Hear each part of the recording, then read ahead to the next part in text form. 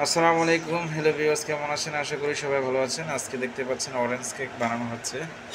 তো আসলে সব কিছু গোছানো হয়ে গেছে। তো পরবর্তীতে আমি আসার পরে দেখলাম যে অরেঞ্জ কেক বানানো হচ্ছে।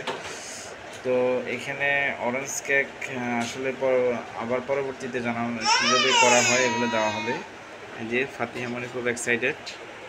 এখানে ওভেন গরম করা হয়েছে, এখনও গরম চলতেছে।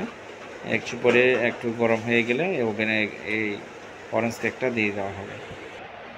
এখানে টুটি ফুটি দেওয়া হচ্ছে, এগুলো আমি নিজে বাসায় বানাইছি। এগুলো নিজে বাসায় বানানো হয়েছে। এগুলা অরেঞ্জ কেকের মধ্যে দিয়ে দেওয়া হবে। আর এই অরেঞ্জ কেকটা কি দিয়ে করছে বলো তো? এটা একদিন রেসিপি দেখ। টুটি ফুটিগুলো এখানে দিয়ে দেওয়া হচ্ছে। এটা আসলে একটু খেতে একটু মিষ্টি লাগবে এই জন্য।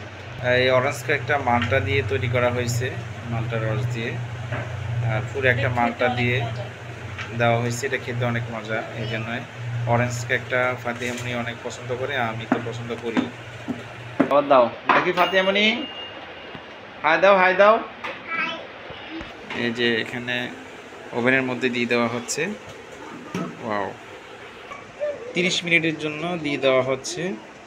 আর 180 সেলসিয়াসে তাপমাত্রা দিয়ে দেওয়া হয়েছে।